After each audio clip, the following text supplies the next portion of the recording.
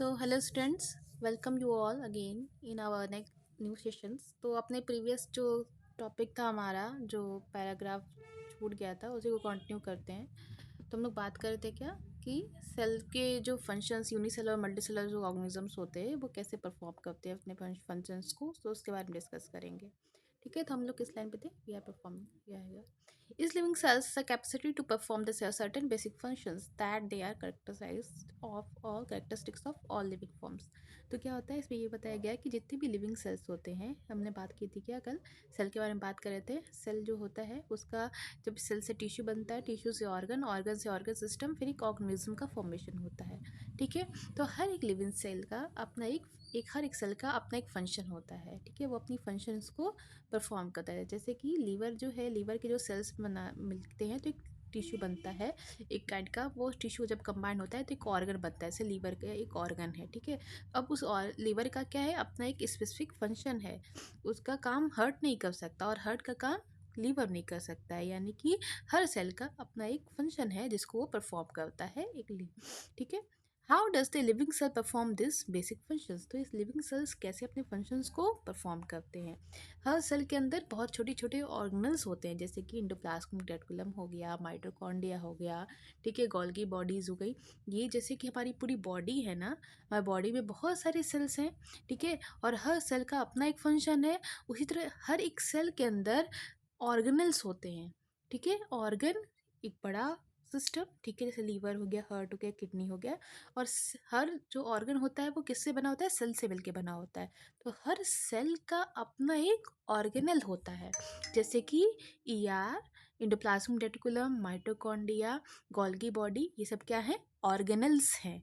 ठीक है, वो क्या करते हैं? वही सेल को बताते हैं, वही सेल के फंक्शंस को, जितने भी फंक्शंस एक सेल परफॉर्म करता है तो यही सब हेल्प करते हैं। यही सारे ऑर्गेनल्स की हेल्प से ही सेल अपना फंक्शन परफॉर्म करता है।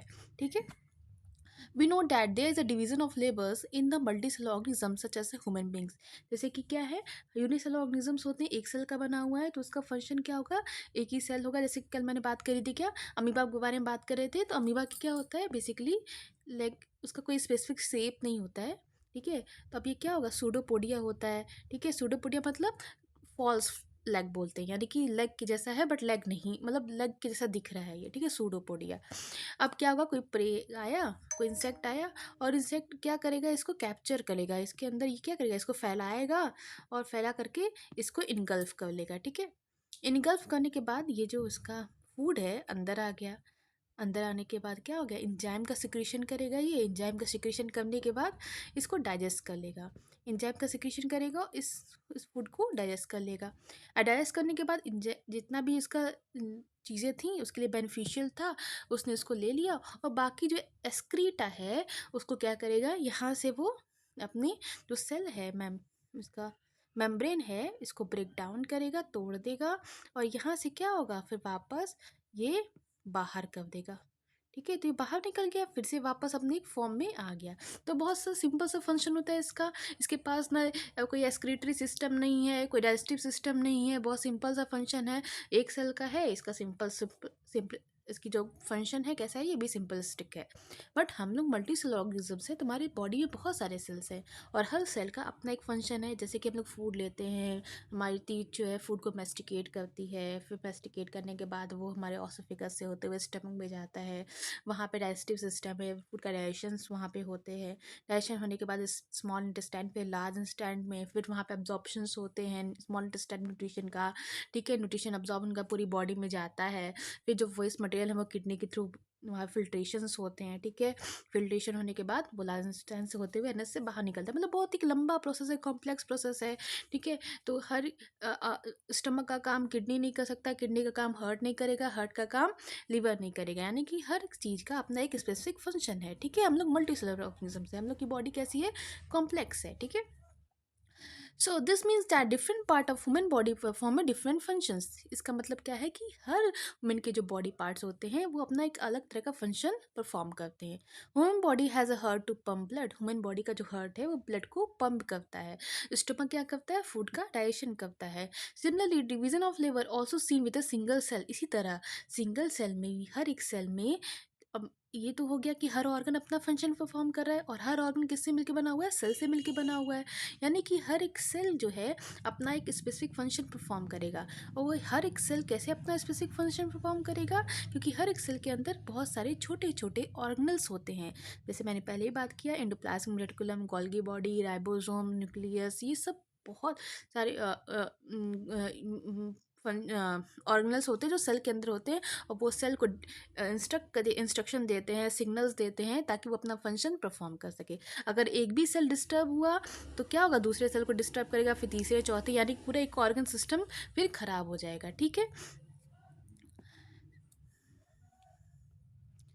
So similarly, division of levels also seen within a single cell. In fact, each such cells has got a certain specific component within cell known as a organelle. यहाँ पे तो बताया ना, हर cell के पास अपना एक छोटा सा सिस्टम होता है जिसको बोलते हैं क्या? ऑर्गेनल्स बोलते हैं। ठीक है। हमारे अंदर क्या है? हमारे अंदर ऑर्गन्स हैं, और हर ऑर्गन किसके मिलके बना होता है? सेल से मिलके बना होता है। यानी हर सेल के अंदर भी एक ऑर्गेनल्स है, उसके छोटे छोटे ऑर्गेनल्स हैं। आई थिंक आप लोग को समझ में आ रहा होगा। ठीक है। So each kind of cell's organelle perform a specific function such make a new material in the cell, clearing up the waste material from the cells and so on. इसी तरह जब जैसे हमारी पूरी बॉडी है ना, कि डाइजेशन हो रहा है, एब्जॉर्प्शन हो रहा है, सिक्रीशन हो रहा है, ठीक है, एक्सक्रीशन हो रहा है, उसी तरह हर एक सेल के अंदर ये फंक्शन होता है। इतनी सारा सेल हमारी बॉडी के अंदर है, और हर सेल ये काम कर रहा है। ठीक है। एक एक सेल काम कर रहा है। वो भी क्या कर रहा है? फूड प्रिपेयर कर रहा है, प्रिपेयर करने के बाद उसका डाइजेशन कर उसको ट्रांसफ़र कर रहा है। अगर कोई गलती हो गई, किसी प्रोटीन में कोई गलती हो गई, तो फिर वापस उसको सही करता है। नहीं कर सही हो पा रहा है तो उसको क्या करेगा? लाइसोसोम में जा करके उसको क्या करेगा? फिर उसको डाइजेस्ट कर देगा, उसको डिस्ट्रॉय कर देगा। ठीक है। इस तरह हर एक सेल में ये फंक्शन परफॉर्म होता है। ठीक है। बहुत सारे ऑर्गेनल्स के बारे में मैं आगे के टॉपिक में हम लोग डिस्कस करेंगे कि कौन कौन से ऑर्गेनल सेल के अंदर होते हैं। अभी हम ओवरव्यू दे रहे हैं आप लोग को। ठीक है। So a cell is able to live and perform all its function because of this organelle. तो क्या होता है? हर एक सेल जो है जिंदा क्यों है? अपने फंक्शंस को क्यों परफॉर्म कर रहा है? क्योंकि उसके अंदर बहुत सारे छोटे छोटे ऑर्गेनल्स होते हैं। This organelles together constitute the basic unit of called as a cell. अब यही सारे जो ऑर्गेनल्स मिल जाते हैं तो क्या बनाते हैं? एक सेल का फॉर्मेशन करते हैं। ठीक है। तो क्वेश्चन पूछेगा कि कैसे सेल जो है बेसिक यूनिट बनाता है, लाइफ के लिए कैसे इंपॉर्टेंट है? क्योंकि उसके अंदर क्या प्रेजेंट है? बहुत सारे ऑर्गेनल्स प्रेजेंट है। ऑर्गेनल्स का मतलब क्या हो गया? जैसे endoplasmic reticulum, Golgi body, ribosomes, ठीक है, और क्या हो गया? लाइसोसोम्स, ठीक है, और क्या हो गया? न्यूक्लियस। ये सारे क्या है? ये हमारे सेल के फंक्शन को परफॉर्म करते हैं। Cell nucleus very important for the cell. अगर न्यूक्लियस नहीं रहा तो क्या होगा? सेल जो है जिंदा नहीं है, लिविंग फॉर्म में नहीं रहेगा। ठीक है। So it is interesting that the all cells are found to have a same organelles no matter what their functions or what the organism they are found in. तो क्या होता है? हर सेल के अंदर अपना एक स्पेसिफिक ऑर्गेनल्स है। ये नहीं बताता कि वो कौन से ऑर्गेनिज्म है या कौन से कैसा है, बट हर जो भी ऑर्गेनिजम्स होंगे उसके सेल के पास अपना एक ऑर्गेनल्स होगा जो कि अपना एक स्पेसिफिक फंक्शन परफॉर्म करेगा। जैसे लीवर के पास, लीवर का जो सेल है उसके पास भी अपना एक ऑर्गेनल्स है। ठीक है। हार्ट का सेल है, उसके पास भी अपना ऑर्गेनल्स है। तो सब अपना अलग अलग फंक्शन परफॉर्म कर रहे हैं। ठीक है। जैसे हमारी पूरी बॉडी के जितने ऑर्गन्स है फंक्शन परफॉर्म कर रहे हैं, उसमें जो उसी तरह जितने भी ऑर्गन है हमारी बॉडी के अंदर उन वो भी अपना अलग फंक्शन परफॉर्म कर रहे हैं। तो उसको दूसरे पे डिपेंडेंट नहीं है। इसलिए क्या है? हम लोग कॉम्प्लेक्सिटी है हमारी बॉडी में। मल्टी सेलुलर ऑर्गेनिजम्स में क्या होता है? उनके बॉडी फंक्शंस कैसे होते हैं? बहुत ही कॉम्प्लेक्स होते हैं। आई होप आप लोग को समझ में आ रहा होगा। कोई भी डाउट हो तो आप कमेंट सेक्शंस में फिर से क्वेरी कर सकते हैं। तो क्वेश्चन आएगा आपका, who discovered the cell and how why the cells called as structural and function unit of life. तो ये आपके लिए क्वेश्चन है, ये कमेंट सेक्शन में इसका आंसर लिखिएगा। ठीक है। What is the cell made up of? Cell किसके मिलके बने होते हैं? नेक्स्ट टॉपिक हमारा है, and what is the structural organisation of cell. Cell किसका बना होता है और उसका जो स्ट्रक्चरल है, यानी देखने में मतलब उसका कंपोनेंट क्या है। ठीक है।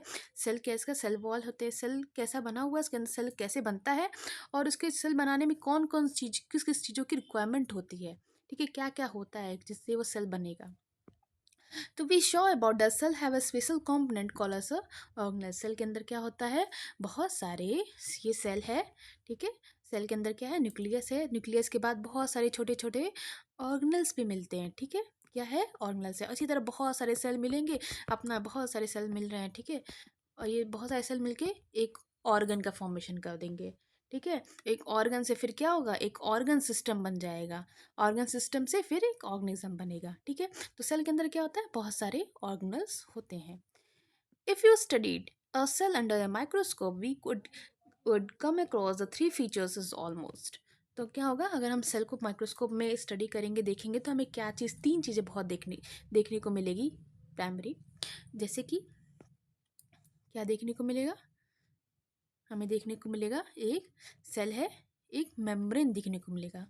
क्या देखने को मिलेगा, एक बाउंड्री होगी, प्लाज्मा मेम्ब्रेन देखने को मिलेगा। और क्या देखने को मिलेगा, बीच में क्या होगा, न्यूक्लियस होगा। न्यूक्लियस भी क्या होगा, न्यूक्लियर मेम्ब्रेन से कवर्ड होगा। ठीक है, उसके पास एक बाउंड्री होगी। और ये सब क्या है, स्लाइमी लिक्विड फ्लूइड जैसे पार्टिकल होंगे, जैसे साइटोप्लाज्म बोलेंगे। तो तीन चीज़ हमें प्राइमरी देखने को, साइड स्पेलिंग थोड़ा सा इसमें है ना, साइटोप्लाज्म देखने को मिलेगा। ठीक है, all activity inside the cells and interaction of a cell with its environment is are possible due to these features। तो क्या होता है, जितनी भी एक्टिविटी हो रही है, जितने भी ऑर्गेनल्स होते हैं, वो कहाँ होते हैं, साइटोप्लाज्म में होते हैं।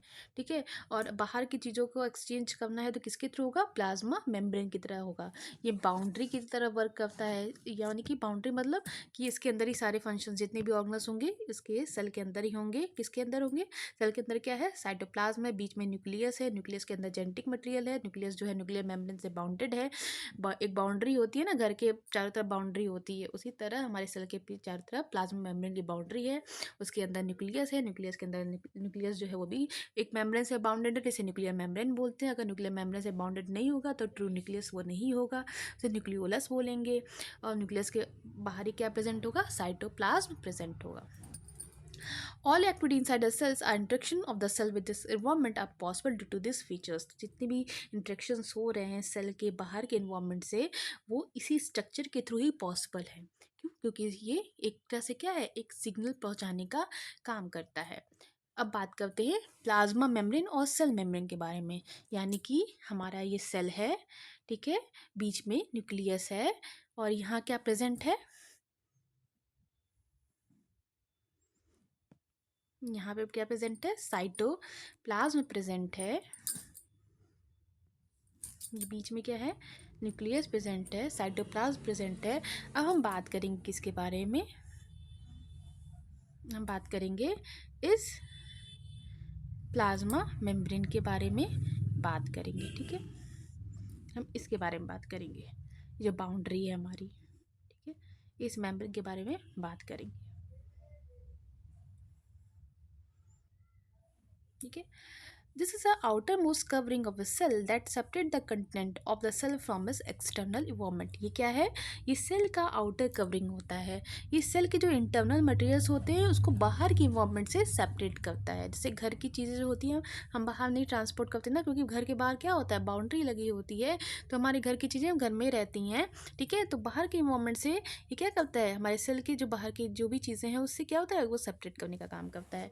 The plasma membranes also allows or permit the entry and exit of material in and out of the cell। Plasma membrane क्या करता है, ये अलाउ करता है, परमिट करता है। ये क्या करेगा, यही बताएगा कि इस चीज़ की एंट्री करनी, किस चीज़ को सेल के अंदर डाल अलाउ करना है आने के लिए, और कौन सी चीज़ें सेल के अंदर बाहर जाएगी बिना इसके परमिशन के नहीं हो सकता है। अगर ये अलाउ करेगा तभी वो चीज़ें जाएंगी, अगर वो अलाउ नहीं करेगा तो वो चीज़ें अंदर इन एंड आउट नहीं हो सकता है। ठीक है, it also prevent the movement of some other materials of the cell membrane। क्या होता है, ये कुछ चीज़ों को बचाता भी है, प्रिवेंट भी करता है इन एंड आउट करने में मेम्ब्रेन के through. therefore it's also called selective permeable membrane. इसे क्या बोलते हैं, इसे सेलेक्टिवली परमेबल बोलते हैं। यानी कि ये क्या, सेलेक्टिव चीज़ों को ये अलाउ करेगा, जो सेल के लिए इंपॉर्टेंट है उसी को अलाउ करेगा, जो सेल के लिए इंपॉर्टेंट नहीं है उसको क्या करेगा, सेल से बाहर निकाल देगा। How does the movement of substance will take place in the cell. अब ये जो मूवमेंट होता है वो कैसे हो रहा है, तो डिफ्यूज़न के थ्रू होगा, ऑस्मोसिस के थ्रू भी होता है। ठीक है, एक्टिव ट्रांसपोर्ट, पैसिव ट्रांसपोर्ट की तरह होता है। तो बहुत तरह के मूवमेंट होते हैं। एक्टिव ऑस्मोसिस और डिफ्यूज़न बेसिकली क्या होगा? डिफ्यूज़ मतलब एक जगह एक कोई भी चीज़ मिक्स हो रही है। ऑस्मोसिस क्या होगा? बेसिकली कंसंट्रेशन के बेसिस पे होता है। हाइपरटोनिक और हाइपोटोनिक सॉल्यूशंस होते हैं। अभी आगे डिस्कस करेंगे, अगर कंटेंट है तो टॉपिक प्रेजेंट होगा, अदरवाइज मैं आपको एक्सप्लेन करूँगी। यहाँ पे आगे प्रेजेंट है सारी चीज़ें। डिफ्यूज़न मूवमेंट कैसा होता है? सब्सटेंस का सेल के अंदर और बाहर by the help of a diffusion, यानी डिफ्यूज़ करता है। यानी जैसे कि देखो कोई भी चीज़ एक दूसरे में मिक्स हो जा रही है। ऑस्मोसिस में क्या होगा? हाइपरटोनिक और हाइपोटोनिक सॉल्यूशंस आएंगे। हाइपर मतलब क्या होता है इसमें? देखो ये मूवमेंट कैसा हो रहा है, बेसिकली क्या होगा? या तो डिफ्यूजन के थ्रू होगा, डिफ्यूजन, ऑस्मोसिस, एक्टिव ट्रांसपोर्ट,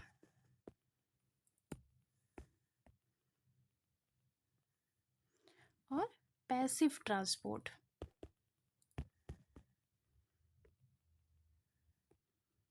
ठीक है, diffusion, osmosis, active and passive, ऐसे मूवमेंट होता है। अब ये चार चीज़ें हैं, इसके बारे में हम लोग आगे बढ़ेंगे। Some substance like carbon dioxide, oxygen can move across the cell membrane by the process of diffusion. और डिफ्यूजन क्या होता है? बेसिकली कोई भी ये गैसेस के फॉर्म में होता है, जैसे कि CO2 जो है सेल के बाहर निकलना है और ऑक्सीजन अंदर आना है। तो डिफ्यूजन किसका होता है? बेसिकली गैसेस सब्सटेंस का ज़्यादा होता है। ठीक है, गैसेस का ही होता है। तो गैसेस का अगर एक्सचेंज करना है सेल के अंदर और बाहर, तो किसके थ्रू होगा? Bye the process of diffusion, यानी कि CO2 जो है वो सेल के बाहर निकलेगा और ऑक्सीजन क्या होगा? सेल के अंदर आएगा bye the process of diffusion. ये होता है ट्रांसपोर्ट, यानी कि प्लाज्मा मेम्ब्रेन डिफ्यूजन अलाउ करेगा किसका? CO2 और O2 का। CO2 बाहर जाएगा और O2 अंदर आएगा। ठीक है, so we saw that a spontaneous movement of substance from region of high concentration region to low concentration। दूसरा क्या आएगा? किसके थ्रू मूवमेंट होता है? ऑस्मोसिस के थ्रू। तो ऑस्मोसिस में क्या होता है? बेसिकली दो तरह के मूवमेंट देखने को मिलेंगे। एक होता है हाइपरटोनिक, हाइपर नोट डाउन कर लीजिएगा आप लोग कहीं, क्योंकि एक होता है हाइपोटोनिक, हाइपोटोनिक, हाइपोटोनिक। हाइपर में क्या होता है? सॉल्ट, यानी कि सॉल्यूट का कंसंट्रेशन हाई रहता है। क्या होता है? सॉल्यूट का कंसंट्रेशन हाई होता है और सॉल्वेंट का कम होता है हाइपर में। हाइपर में क्या होता है? थोड़ा समझने की कोशिश कीजिएगा, बोर्ड मेरे पास क्लियर नहीं है। ठीक है, ऑस्मोसिस के अंदर ये आ रहा है। हाइपर में क्या होता है? सॉल्यूट जो है वो ज़्यादा होगा, सॉल्वेंट क्या होगा? कम होगा। ये एरो जो है ज़्यादा और कम का है। सॉल्यूट का मतलब क्या है? सॉल्ट, यानी कि सॉल्ट ज़्यादा है, कोई भी चीज़ कंसनट्रेटेड है। ठीक है, सॉल्ट ज़्यादा होगा और पानी कम होगा, वाटर कंसनट्रेशन कम होगा। हाइपो में क्या होगा? हाइपो में सॉल्यूट जो है वो कम होगा और सॉल्वेंट ज़्यादा होगा। ठीक है, हाइपो में। अब ये क्या होता है? जैसे कि हम लोग किशमिश लेते हैं ना, किशमिश जो है वो अंगूर से बना होता है। अब किशमिश अंगूर से बना कैसे है? तो क्या कहते हैं, जब हम लोग अ, अंगूर को, मैंने पहले भी चलिए फिर से बताते हैं। किशमिश से अंगूर से किशमिश कैसे बना? तो अंगूर को क्या करेंगे हम लोग? नमक वाले पानी में अगर डाल देंगे तो क्या होगा? नमक वाला पानी मतलब नमक का कंसंट्रेशन ज़्यादा होगा और पानी क्या होगा? कम होगा। इससे क्या होगा? ऑस्मोसिस होगा, यानी कि अंदर से जो सेल, अंगूर जो होता है, अंगूर के अंदर क्या होता है? वाटर कंसंट्रेशन ज़्यादा होता है। अब जब उसको नमक वाले पानी में डालेंगे तो सोल्यूशन कैसा हो गया? हाइपरटोनिक हो गया, यानी कि सॉल्ट ज़्यादा है और वाटर कम है। अब इससे क्या होगा कि जितना भी वाटर कंटेंट है ग्रेप्स के अंदर वो बाहर निकल जाएगा। अब इससे क्या होगा? वो सूख जाएगा, जितना वाटर निकल जाएगा वो कैसा हो जाएगा? सूख जाएगा। इसी तरह हाइपो में अगर डालेंगे, अब अंगूर को, ग्रेप्स को, सॉरी, अब किशमिश को, रेजिन जो होता है उसको अगर पानी में भिगोएंगे, पानी में डालना है, नमक वाले पानी में नहीं डालना है, बस प्लेन वाटर में डालेंगे, तो इसमें सॉल्वेंट यानी कि वाटर जो है ज़्यादा है और सॉल्यूट जो है नील है, यानी बहुत कम है या फिर नहीं है। अब इससे क्या होगा? कुछ टाइम के बाद अगर देखते तो जो इम्बाइब कर जाता है, यानी फूल जाता है। किसमिस क्या होता है? फूल जाता है। इसी तरह जब हम लोग चना जो है, स्प्राउट जो होता है या फिर चना आप करेंगे, तो अगर उसको हम लोग रात भर भिगोते हैं तो देखते हैं क्या कि वो रात भर में फूल जाता है। क्यों? क्योंकि वो सोल्यूशन कैसा होता है, हाइपोटोनिक होता है, यानी सॉल्वेंट का कंसंट्रेशन ज़्यादा है, पानी ज़्यादा है, और सॉल्यूट कैसा है, नील है या फिर नहीं है, या नील नहीं, या तो नहीं है या फिर बहुत कम है, माइन्यूट है। इससे क्या हो रहा है, इम्बाइब कर जाएगा। अगर सॉल्यूट ज़्यादा है और सॉल्वेंट कम है तो क्या हो जाएगा, सेल जो है, सेल के अंदर जितने भी वाटर कंटेंट होंगे वो बाहर निकल जाएंगे। जैसे अभी ये गर्मी का सीजन आ रहा है तो मम्मी लोग अचार बनाएंगी। अचार बनाने से पहले क्या होगा, आम का अचार बनाती है ना, तो आम का अचार बनाने से पहले क्या करेगा, उसको कट करेंगी, हल्दी और नमक वाले, हल्दी और नमक के मिक्सचर में लपेट करके रख देती हैं। देखोगे सुबह उसमें पानी निकला रहता है, ठीक है, कुछ वाटर डिस्चार्ज हुए रहते हैं। ऐसा क्यों होता है कि सेल जो है, जब नमक ज़्यादा, नमक क्या करता है, नमक और हल्दी जो है क्या करेगा, एक हाइपरटोनिक कंडीशंस क्रिएट करते हैं। अब इसके अंदर जो सेल के अंदर जितना भी वाटर कंटेंट होगा वो बाहर निकल जाएगा। अगर बाहर निकल गया तो क्या हो जाएगा, थोड़ा ह्यूमिडिटी कम हो जाएगी, मॉइस्चर कम रहेगा, और वो अचार जो है बनाएंगी वो ज़्यादा टाइम तक सस्टेन करेगा, रहेगा, ठीक है। तो क्या होगा, ऑस्मोसिस में बेसिकली दो तरह के मूवमेंट होते हैं, एक हाइपरटोनिक सोल्यूशंस, हाइपो मूवमेंट होता है, एक हाइपर मूवमेंट होता है। आई होप आप लोग को समझ में आ रहा होगा, नहीं आ रहा होगा तो आप कमेंट सेक्शन में अपनी क्वेरी रखिएगा, मैं फिर से एक्सप्लेन कर दूंगी।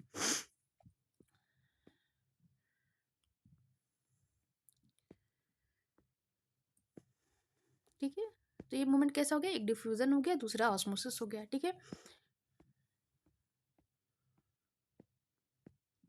Sometimes something similar to happen in the cell when the, for example, some substance like CO2 in the cellular waste required to be excreted out of the cell accumulate in high concentration inside the cells. Cell external movement. The concentration of CO2 is low as compared to the inside of cell. Soon there is a difference in concentration of CO2 inside and outside cell. CO2 move out of the cells from the region of high concentration to the region of low concentration outside the cell by process of diffusion. तो क्या होता है कि बाहर में ज़्यादा CO2 है, अंदर कम है, बट वो क्या हो रहा है, डिफ्यूज़ आउट हो जा रहा है। यानी कि जब CO2 बाहर निकलेगा और ऑक्सीजन क्या होगा, अंदर जाएगा bye the process of diffusion, यही बताया गया, ठीक है। Water also obey the law of diffusion, water भी लॉ ऑफ डिफ्यूजन के थ्रू पूछा जाएगा कि वाटर जो है किस प्रोसेस के थ्रू मूव करता है सेल के अंदर, तो by the process of diffusion के थ्रू ही सेल के अंदर वो मूव करता है।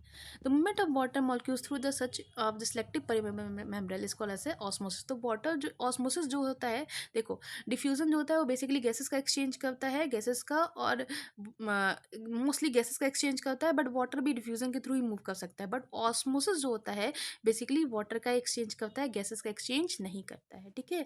तो डिफ्यूजन में गैसेस और वाटर दोनों का एक्सचेंज हो जाएगा, बट ऑस्मोसिस में सिर्फ वाटर का ही, सॉल्वेंट का ही एक्सचेंज होता है, ठीक है। ये सिलेक्टिवली परमेबल होता है, तो इस बात का ध्यान रखिएगा। डिफ्यूजन में गैसेस और वाटर दोनों का एक्सचेंज हो जाएगा, ठीक है, बट ऑस्मोसिस में सिर्फ वाटर का ही एक्सचेंज होता है, यानी कि सिलेक्टिवली परमेबल होता है सेल जो है वाटर को लेकर के।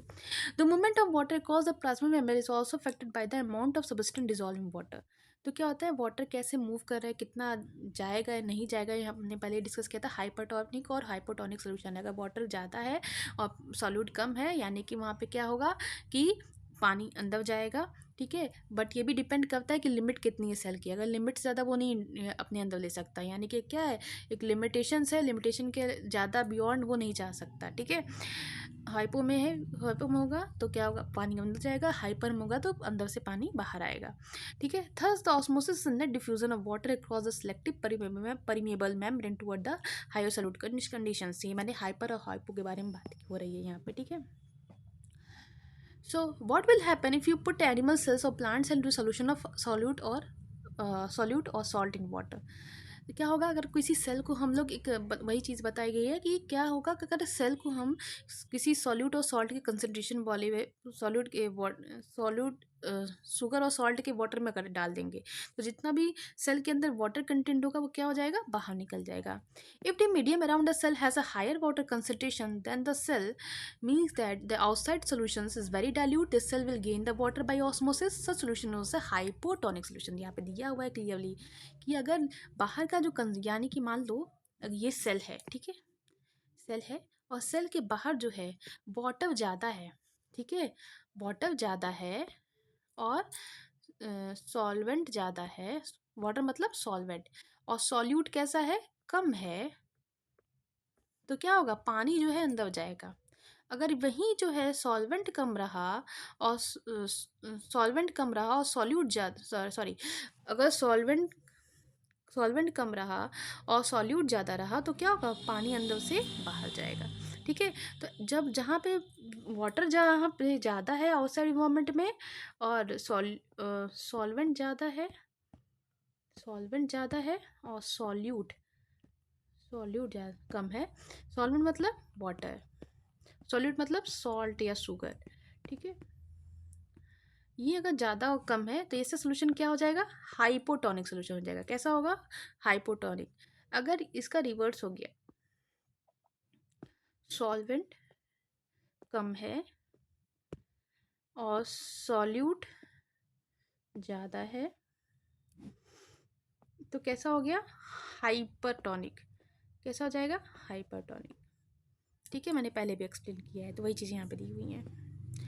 तो क्या होगा कि water molecules are free to pass across the membrane in both direction, both water molecules in come contact to cell that will leave then we will leave the net overall result the water into the cell, this likely to just cell, जो cell होगा कैसा हो जाएगा, swell up कर जाएगा। यानी कि अगर पानी ज़्यादा है, बाहर ज़्यादा है तो क्या होगा, और सॉल्यूट कम है और सेल को हमने पानी में डाल दिया है। ठीक है, सॉल्ट नहीं है, शुगर नहीं है उसमें, तो कैसा हो जाएगा कि वो सेल है स्वेल कर जाएगा। ठीक है, इसी तरह अगर बाहर के एनवायरनमेंट में सॉल्यूट ज़्यादा है, सॉल्ट या शुगर ज़्यादा है और पानी का कंसंट्रेशन कम है तो सेल के अंदर जितना वाटर होगा वो बाहर निकल जाएगा और सेल जो है श्रिंक कर जाएगा। ठीक है, एक और मीडियम होता है आइसोटोनिक सोल्यूशन। आइसोटोनिक सोल्यूशंस में क्या होता है कि ना पानी ज़्यादा है ना सॉल्यूट ज़्यादा है, यानी ना सॉल्वेंट और सॉल्यूट जो है दोनों इक्वल है, यानी कि ना पानी अंदर जाएगा ना बाहर आएगा, यानी कि कैसा हो गया, ये बैलेंस हो जाएगा।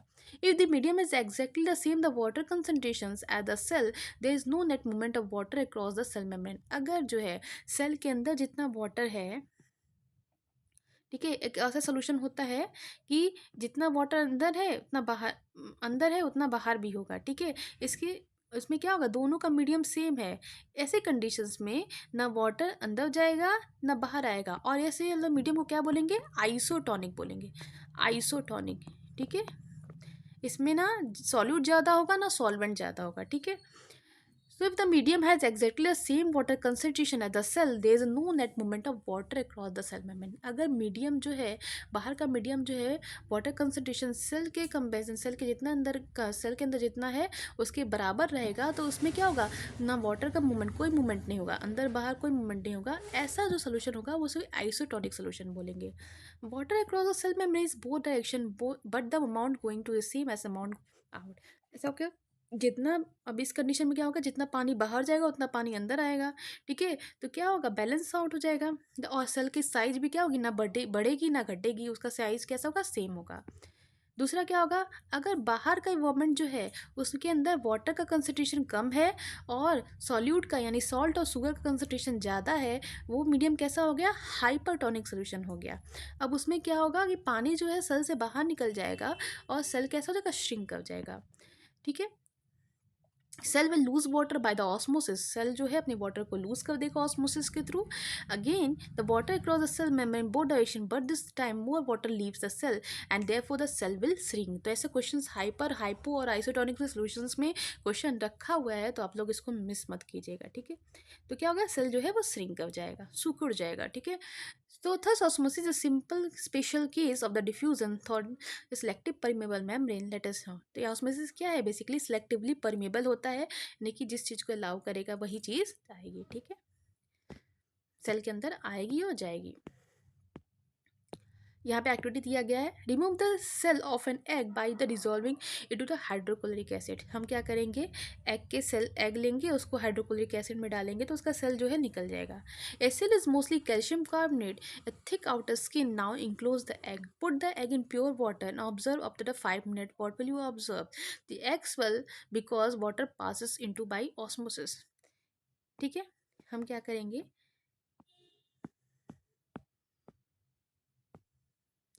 एक एग लेंगे। ठीक है, एग लेंगे और एग ले करने के बाद उसको हाइड्रोक्लोरिक एसिड में डालेंगे तो उसका जो कैल्शियम कार्बोनेट का लेयर होगा वो क्या हो जाएगा, वो हट जाएगा। फिर उस एग को क्या करेंगे, पानी में डाल देंगे। अब पानी में डालेंगे तो क्या होगा, देखेंगे कुछ टाइम के बाद वो देखेंगे, ऑब्जर्व करेंगे, क्या कुछ टाइम के बाद क्या हो जाएगा, वो सेल जो है फूल जाएगा। अब पानी में डालने में सेल क्यों फूल रहा है, क्योंकि वो सोल्यूशन कैसा है, हाइपोटोनिक है। अब वाटर जो है अंदर जा रहा है। ठीक है, तो कैसा हो जाएगा, वो इम्बाइब कर जाएगा। ठीक है, किसके थ्रू जा रहा है, सेल हाइपोटोनिक सोल्यूशन है, ऑस्मोसिस के थ्रू वाटर अंदर जा रहा है, ठीक है, और सेल जो एग है वो फूल जाएगा। The place the similar D-shelled egg into the concentrated salt solution, observe 5 minute. अब वही उसी तरह कोई एग लेंगे, वही एग लेंगे, मतलब या वही एग ले लें या फिर दूसरा कोई एग ले लें, और उसको भी हाइड्रोक्लोरिक एसिड में डालेंगे, और उसके ऊपर का जो कैल्शियम कार्बोनेट का लेयर होता है वो कैसा हो जाएगा, डिजॉल्व हो जाएगा। फिर उसको हम ऐसे सोल्यूशन में डालेंगे जिसमें सॉल्ट और शुगर का कंसनट्रेशन ज़्यादा हो और पानी का कम हो। अब इस कंडीशन में क्या होगा कि जितना भी वाटर कंटेंट है एग के अंदर वो बाहर निकल जाएगा, एग कैसा हो जाएगा, सिकुड़ जाएगा, श्रिंक हो जाएगा। ये एक्सपेरिमेंट आप घर पे भी कर सकते हैं, ठीक है। Water passes out by the egg solution to the salt solution because the salt solution is more concentrated। अब ये क्या होगा, जब वाटर है एग से बाहर निकल करके सॉल्ट बाहर के एग से, जो वाटर एग के अंदर है वो बाहर के एनवायरमेंट में निकल जाएगा, ठीक है, और वो बाहर वाटर कंटेंट ज़्यादा हो जाएगा, एग जो है वो श्रिंक कर जाएगा, ठीक है। वो सोल्यूशन कैसा है, हाइपरटोनिक सोल्यूशन है। इसी तरह पुट ए ड्राई रेजेंट्स और apricot in plain water and leave them for some time. हम क्या करेंगे, किसमिस लेंगे, रेजिन लेंगे या एप्रिकॉट लेंगे, उसको क्या करेंगे, एप्रिकॉट मतलब क्या होता है पता है, ढूंढना, ठीक है। तो हम एप्रिकॉट लेंगे या फिर रेजिन लेंगे, उसको पानी में डालेंगे और क्या करेंगे, उसको छोड़ देंगे, ठीक है। फिर क्या होगा, then place them in concentrated. जब आप एप्रिकॉट या रेजिन को वाटर में डालेंगे और छोड़ देंगे तो क्या हो जाएगा, देखेंगे क्या कि कुछ टाइम के बाद वो फूल जा रहा है, क्योंकि कैसा है सोल्यूशन, कैसा है, हाइपो है।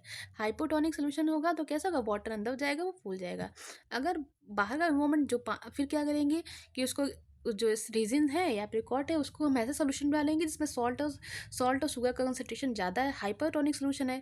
अब क्या होगा कि वो श्रिंक हो जाएगा, पानी जो है बाहर निकल जाएगा, वो क्या हो जाएगा, श्रिंक हो जाएगा, ठीक है। तो यही है यहाँ पे दिया हुआ है यूनिसेलर फ्रेश। फिर यहाँ पे नेक्स्ट टॉपिक आता है, इससे क्वेश्चन बनेगा, बहुत इंपॉर्टेंट है, इस बात का ध्यान रखिएगा। Unicellular fresh water organisms and most plant cells tend to gain water through the osmosis. तो क्या होता है, बहुत सारे यूनिसेलर ऑर्गेनिजम्स जो फ्रेश वाटर में, जैसे अमीबा हो गया, पैरामीशियम्स हो गए, ठीक है, प्लांट सेल्स हो गए, क्या करते हैं वो वाटर कैसे लेते हैं अपने अंदर, इनटेक कैसे करते हैं, by the process of osmosis के थ्रू ही उनके अंदर वाटर जाता है। Absorption of water by plant root is also example of osmosis. ये क्वेश्चन रखा हुआ है, ध्यान रखिएगा। तो पूछा जाएगा कि जो वाटर प्लांट जो है वाटर को एब्जॉर्ब कर रहा है किस प्रोसेस के थ्रू करता है, bye the process of osmosis. Unicellular fresh water organisms और प्लांट जो है वाटर को गेन कर रहे हैं, किसके थ्रू कर रहे हैं, by the process of osmosis, ठीक है। Thus diffusion is important in exchange of gases and water in life of a cell। Diffusion जो होता है बहुत इंपॉर्टेंट है गैसेस और वाटर के एक्सचेंज करने के लिए, एक लिविंग सेल के लिए बहुत इंपॉर्टेंट है। In addition to this cell also obtain nutrition from its obtain. एक तो गैसेस का एक्सचेंज होता है, वाटर का एक्सचेंज हो रहा है, दूसरा क्या हो रहा है, न्यूट्रिशन का भी एक्सचेंज होता है इन्वायरमेंट सेल के बाहरी इन्वायरमेंट से internal. Different molecules move in and out of the cells through the type of transport requiring using energy। बहुत सारे सेल्स जो होते हैं, अब हम बात करेंगे एक्टिव ट्रांसपोर्ट और पैसिव ट्रांसपोर्ट के बारे में। तो बहुत सारी चीज़ें जो होती हैं वो सेल के थ्रू क्या होती हैं, अंदर जाती हैं, और बहुत सी चीज़ें बाहर बाहर आती हैं। अब आता है दो तरह के ट्रांसपोर्ट होते हैं, एक होता है पैसिव ट्रांसपोर्ट, पैसिव, PASSIVE, ठीक है, पैसिव ट्रांसपोर्ट। ये दूसरा क्या होता है, एक्टिव ट्रांसपोर्ट।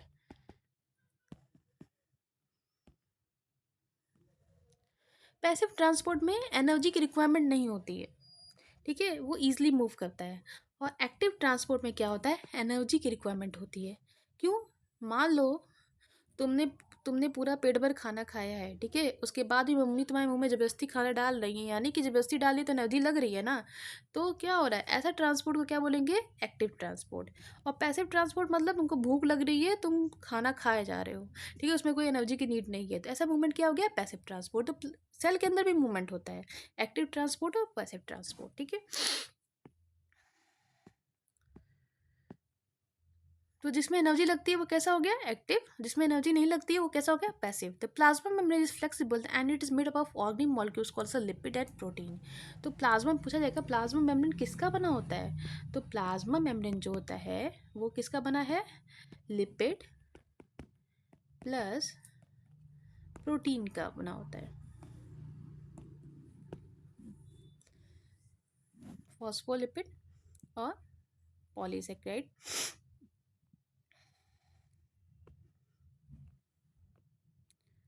डिपेंड करता है कैसा मेम्ब्रेन है, ठीक है। लिपिड और प्रोटीन का मिलकर बना होता है। How way we can observe the structure of plasma membrane only through the electron microscope. तो हम क्या कर सकते हैं कि जो प्लाज्मा मेम्ब्रेन का जो स्ट्रक्चर है कैसा है, ठीक है। तो फ्लूइड मोज़ेक मॉडल के बारे में हम आगे पढ़ेंगे, इस चैप्टर में पढ़ सकते हैं या फिर आगे के चैप्टर में पढ़ेंगे। फ्लूइड मोज़ेक मॉडल होता है, ठीक है। तो प्लाज्मा मेम्ब्रेन कैसा होता है, एक दिखता है कि उसमें हाइड्रोफोबिक और हाइड्रोफिलिक टेल्स होते हैं। लिपिड का एक लेयर होता है, उसके अंदर ग्लूकोज जो प्रोटीन होते हैं वो एम्बेडेड होते हैं उसके ऊपर, ठीक है। ग्लूकोज की लेयरिंग होती है, ठीक है। तो क्या ऐसा होता है, जो जो प्लाज्मा मेम्ब्रेन है उसका स्ट्रक्चर हम कैसे देख सकते हैं, इलेक्ट्रॉन माइक्रोस्कोप के थ्रू ही देख सकते हैं, ठीक है। इसका मॉडल कैसा होता है, देखने में कैसा होता है, फ्लूइड मोज़ेक मॉडल, याद रखिएगा। The flexibility of cell membrane also enable the cell to engulf in food and other material from this external environment। तो सेल ऐसा फ्लेक्सिबल होता है कि फूड को इनगल्फ कर सकता है, अपने अंदर ले सकता है और बाहर निकल सकता है, अपने एक्सटर्नल इन्वायरमेंट से फूड को अंदर ले सकता है। Such cell by the process of endocytosis. ऐसे प्रोसेस को क्या बोलेंगे, इंडोसाइटोसिस बोलेंगे, ठीक है।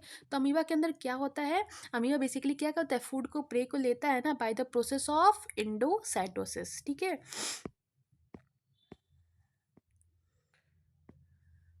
एक्टिविटी नंबर 5.5 पे जाएंगे। Find out about the electron microscope from the resource in your school library. अपने जाके स्कूल की लाइब्रेरी में इलेक्ट्रॉन माइक्रोस्कोप के बारे में देखिएगा, अगर प्रेजेंट होता है तो वैसे स्कूल में कंपाउंड माइक्रोस्कोप ही होता है। How do substance like CO2 and water move in out by the cell by the process of diffusion. What is, ये तो आपके लिए क्वेश्चन है, मैं बताती नहीं फिर भी। Why plasma membrane is called selective permeable, because ये स्पेसिफिक चीज़ों को अलाउ करता है, सारी चीज़ों को अलाउ नहीं करता है, इसलिए इसको सेलेक्टिवली परमेबल बोलते हैं। अब बात करते हैं सेल वॉल। देखो, सेल वॉल जो होता है वो सिर्फ प्लांट में मिलता है, एनिमल में नहीं देखने को मिलेगा, ठीक है। तो एनिमल में क्या होता है कि बेसिकली प्लाज्मा मेम्ब्रेन ही ओनली प्रेजेंट होता है। सेल वॉल किस में प्रेजेंट होता है, प्लांट सेल में। तो plant cell in addition of the plasma membrane have another rigid outer covering called as a cell wall. अब सेल के बारे में बात किए थे इससे पहले ना, कि प्लाज्मा मेम्ब्रेन होता है, बीच में न्यूक्लियस होता है, फिर साइटोप्लाज्म चारों तरफ बीच में होते हैं, ये न्यूक्लियस हो गया, न्यूक्लियर मेम्ब्रेन हो गया, फिर ये प्लाज्मा मेम्ब्रेन से बाउंडेड है, ठीक है। ये कैसा है, ये एनिमल सेल है। अब प्लांट सेल में एक और कवरिंग आ जाती है, इसे क्या बोलते हैं, सेल वॉल बोलते हैं। क्या बोलेंगे इसको, सेल वॉल। एक तो ये कैसा है, एक प्लाज्मा मेम्ब्रेन होता ही है, इसके साथ क्या होता है, सेल वॉल भी होते हैं। In addition to the plasma membrane, have another rigid outer covering called as a cell wall। Plant cell में है ये, एनिमल सेल के बारे में बात नहीं हो रही है, ये किसके बारे में बात हो रही है, प्लांट सेल के बारे में। प्लांट सेल में क्या होता है, एक और आउटर कवरिंग होती है जिसको बोलते हैं क्या, सेल वॉल। ये कैसा होता है, ये भी रिजिड है यानी हार्ड है, अपनी जगह पे है। This cell wall lies outside the plasma membrane. ये प्लाज्मा मेम्ब्रेन के ऊपर होता है। ये किसका बना होता है, सेलुलोज का बना होता है। पूछा जाएगा प्लांट सेल वॉल किसका बना होता है, सेलुलोज, ठीक है। सेलुलोज, इस सेलुलोज का क्यों बना हुआ है, कि सेलुलोज कैसा है, एक कॉम्प्लेक्स सब्सटेंस है, provide a structural strength of plant to the plant. Cellulose क्या होता है, एक स्ट्रेंथ, एक स्ट्रक्चर प्रोवाइड करता है, एक स्ट्रक्चर बनाता है और स्ट्रेंथ देता है प्लांट सेल को, ठीक है। नाउ पूछा जाएगा कि सेल, ये प्लांट सेल वॉल सेलुलोज के क्यों बने होते हैं, बिकॉज क्यों क्या करते हैं वो, एक सेलुलोज बेसिकली कॉम्प्लेक्स स्ट्रक्चर है, जो कि क्या होता है, स्ट्रक्चर बेसिकली एक स्ट्रक्चर देता है, सेल को एक शेप देता है, और क्या बनाता है, उसको स्ट्रेंथ भी देता है प्लांट को। When a living plant cell lose water through osmosis, there is a shrinkage or contraction of cell content the cell away from the cell wall. When living plant cell lose water through osmosis, there is shrinkage or contraction of content of cell wall. मतलब plant cell, तो क्या होता है, जब plant cell जो होते हैं अगर उनको हम लोग हाइपरटोनिक सोल्यूशन में रख देंगे तो क्या करेगा, अपने वाटर को लूज आउट कर देगा।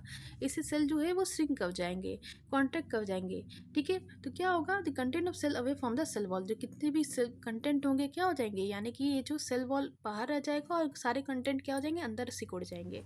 The phenomena is known as a plasmolysis. ये इंपॉर्टेंट है, प्लाज्मोलिसिस के बारे में पूछा जाएगा, बहुत इंपॉर्टेंट है ये, व्हाट इज प्लाज्मोलिसिस। तो व्हेन प्लांट सेल ये बहुत इंपॉर्टेंट है। When plants living plant cell lose water through the osmosis there is shrinkage और contraction of content of cell away from the cell wall. The phenomena is known as plasmolysis. जब living plant cells को water के अंदर रखते हैं, ठीक है, sorry, hypertonic solutions में रखते हैं, तो प्लांट जो है, जो प्लांट सेल्स है, अपने वाटर को लूज़ कर देता है। लूज़ करने के बाद वो जितने भी कंटेंट होते हैं सेल के अंदर, वो अंदर हो जाते हैं, वो सेल वॉल से सेपरेट हो जाते हैं। ऐसे कंडीशन को प्लाज्मोलिसिस बोलते हैं। ऐसे देखेंगे, एक एक्टिविटी के थ्रू देखेंगे। Mount the peel of rhoeo leaf. Rhoeo leaves एक बेसिकली एक्वेटिक प्लांट है। Rhoeo leaf in water of slide and examine the cell under the microscope. Note the small green grain use called as chloroplast. तो हम एक leaf लेंगे, रुयो leaf लेंगे, और रुयो लीफ को मतलब जब हम लोग देखेंगे माइक्रोस्कोप में तो हमें ग्रीन ग्रेन्यूल्स दिखेंगे जिसे क्लोरोप्लास्ट बोलेंगे, जहाँ पे फूड का प्रिपरेशन होता है। They contain a green substance called as chlorophyll. Put the strong solutions of sugar and salt on the mounted leaf of the slide. अब उसके ऊपर क्या करेंगे, लीफ लेंगे, उसको स्क्रैच करेंगे, स्क्रैच करने के बाद कंपाउंड उसको माइक्रोस्कोप में देखेंगे तो क्या करेंगे, ग्रीन कलर का ग्रेन्यूल्स दिखेगा, वो क्या है, क्लोरोप्लास्ट है। क्लोरोप्लास्ट के ऊपर फिर क्या करेंगे, उसको स्टेन करेंगे, ठीक है, सॉरी, उसके ऊपर शुगर सॉल्ट सोल्यूशन डालेंगे, ठीक है, फिर ग्लिसरीन से माउंट करेंगे, फिर देखेंगे तो क्या देखेंगे कि जितना ही वाटर कंटेंट होगा वो बाहर निकल जाएगा और जो ग्रेन्यूल्स होंगे वो सिकुड़ जाएंगे, ठीक है, ठीक है। फिर क्या करेंगे, सिकुड़ जाएंगे, यानी कैसा सोल्यूशन है, वो हाइपरटोनिक सोल्यूशन है, वहाँ पे क्या हो रहा है, प्लाज्मोलिसिस हो रहा है। Now place the same Rio leaves in boiling water for few minute. फिर हम क्या करेंगे, उसी रियो लीफ को हम बॉइलिंग वाटर में रखेंगे कुछ टाइम के लिए। Now kill the cells, then mount on leaf of slide, observe the microscope, put the strong solution of sugar salt on the mounted leaf, wait for the minute, observe it again. What is plasmolysis of or not, क्या होगा, हमें plasmolysis दिखेगा कि नहीं दिखेगा, ये बारे में बात करेंगे। सो नेक्स्ट में क्या करेंगे, जब हम लीफ को जब बॉयल करेंगे, बॉयल करने के बाद क्या देखेंगे कि उसके सारे ऑर्गेनल्स जो होंगे वो डेड हो जाएंगे। अब क्या होगा, उसमें प्लाज्मोलिसिस नहीं देखने को मिलेगा। प्लाज्मोलिसिस कहाँ हमें देखने को मिलेगा, सिर्फ लिविंग सेल्स में देखने को मिलेगा। तो बाकी के कंटेंट के लिए हम लोग नेक्स्ट वीडियो में डिस्कस करेंगे। सो आज के लिए बस इतना ही।